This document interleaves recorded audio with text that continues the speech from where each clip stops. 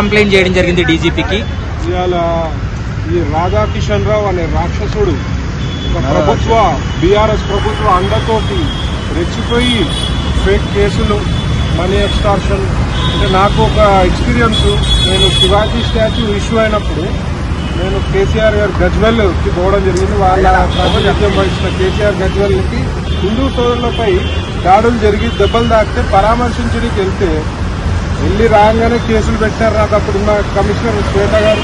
వాళ్ళ తర్వాత వచ్చినాక ఈ రాధాకిషన్ అనే తోడు నాకు ఫోన్ చేసి, పాస్పోర్ట్ ఫోన్ చేసి, నువ్వు సీఎం కాన్స్టిట్యున్సీకి పోయేంత మొగాడివా, నువ్వు ఏం పని నీకు పోవాలంటే, సార్ మా హిందుత్వం గురించి ఫైట్ చేస్తాం, మేము గోమాత గురించి ఫైట్ చేస్తాం, దాని గురించి నేను పోవడం జరిగిందంటే, నువ్వు రా, నువ్వు పోయే పని ఏముంది నీకు, నువ్వు పోతే మాత్రం ఈసారి పీడీ యాక్ట్లు పెడతాం నీ మీద, నువ్వేం సంగతో నీ సంగతి అంతా తెలుస్తావని చెప్పి నీ యొక్క ప్రతి ఒక్క ఫోన్ మూమెంట్, నువ్వు ఎక్కడికి పోతున్నావు అన్ని ఒక్కటి నా దగ్గర ఉన్నది అని ఫోన్ రికార్డింగ్ కూడా, ట్యాపింగ్ కూడా చేయడం జరిగింది. ఈడీ ఇష్యూ ఎప్పుడైతే నా మీద అయిందో అప్పటి నుంచి టీఆర్ఎస్ ప్రభుత్వము ఈ రాధాకిషన్ లాంటి రౌడీలు, గూండాలు, పోలీస్ ఆఫీసర్ ముసుగులో ఉన్న గూండాలని పెట్టి మరి ఫోన్ ట్యాపింగ్ చేసి నా యొక్క మూమెంట్స్ కూడా అబ్జర్వ్ చేసి నన్ను ఒక రకంగా ఎక్స్టార్షన్ చేయడం జరిగింది. నేను భయపడలే కాబట్టి నడిచిపోయింది.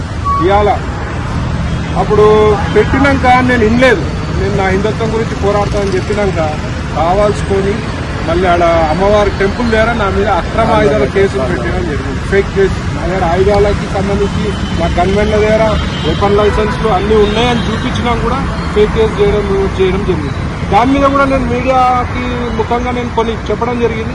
ఇమీడియట్ నాకు మళ్ళీ 2 రోజులు అయినాక ఫోన్ చేసి, అరే నీ ఫామ్ హౌస్ మీద రైడ్ చేస్తున్నా, నీ జంతువులని కూడా సీజ్ చేస్తాను అంటే, ఎట్లా చేస్తారు సార్, నాకు అన్ని లైసెన్స్లు ఉంటాయి, నేను అన్ని రైడ్ చేసి నేను పెట్టే కేసులు పెడతా, నేను డ్రగ్స్ కేసులు పెట్టగలుగుతా, నేను గంజాయి కేసులు పెట్టగలుగుతా, ఏమైనా చేయగలుగుతా ఎప్పుడు చెప్పడం జరిగింది.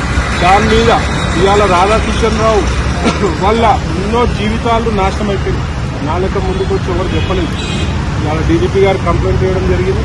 వారు సానుకూలంగా స్పందించి డెఫినెట్గా యాక్షన్ తీసుకుంటాను. ఇంకోటి కూడా చెప్తున్నా, ఈ రాధాకిషన్ రావుకి 100,000 కోట్లు ఆస్తులు ఎక్కడి నుంచి వచ్చినాయని అడుగుతున్నాను. ఇవాళ సిబిఐ విచారణ జరపాలి. నేను ఈడీకి కూడా లెటర్ రాయబోతున్నా, వీళ్ళ ఆస్తులపై విచారణ జరపాలి. వీళ్ళ జీతం ఎంత అసలు మీరు ఆలోచించండి. ఒక రిటైర్ అయిన ఒక పర్సన్ 3 ఏళ్ళు ఒక స్పెషల్ జియోజీకి ఓఎస్డీగా, ట్రాన్స్ఫర్ ఓఎస్డీగా ఎట్లా పర్మిషన్ ఇస్తారు అంటే గవర్నమెంట్ అవుట్ రైడ్గా సపోర్ట్ చేస్తుంది వీళ్ళకి. ఎందుకంటే రాష్ట్రతత్వం కలిగిన వాడే రాధాకిషన్ రావు. వానికి అవుట్ రైడ్ సపోర్ట్ చేసి ప్రజాప్రతినిధులు, సినిమా హీరోయిన్ల పని ఏముందండి, వాళ్ళకి వాళ్ళ ట్యాపింగ్ చేయాల్సిన పని ఏమి, మరి వాళ్ళని ఏ రకంగా బెదిరించారో. మరి ఈ పూర్తి ఎపిసోడ్కి సంబంధించి ప్రజలు ఎవరైతే బాధితులున్నారో అందరూ కూడా బయటికి రావాలి. ఎవరు భయపడాల్సిన అవసరం లేదు. బీజేపీ తరఫున నేను కూడా హామీ ఇస్తా, ఎవరికి ఏం అన్యాయం జరిగినా మా బీజేపీ పార్టీ అండగా ఉంటుందని చెప్పి తెలియదు. ఈయన ఆస్తులపై ఈడీ విచారణ జరపాలి, ఈయన ఆస్తులపై సిబిఐ విచారణ జరపాలి. ఈయన ఇంకేమేమి క్రైమ్ చేసిరో పోలీసులు గట్టిగా రేవంత్ రెడ్డి సర్కార్కి ఒకటే డిమాండ్ చేస్తున్నా, ఎలాంటి ప్యాకేజీలకు అమ్ముడు పోకుండా ఈ యొక్క ఇష్యూని మొత్తం బయటికి తీయాలి, ప్రజల ముందు ఉంచాల్సిందిగా డిమాండ్. అంటే రాధాకిషన్ రావు కేవలం పొలిటికల్ లీడర్సే కాదు, వ్యాపారవేత్తలు కూడా బెదిరింపులకు దిగి వాళ్ళ నుండి కూడా డబ్బులు వసూలు చేశాడని చెప్తున్నారు. నన్ను కూడా బెదిరించారు.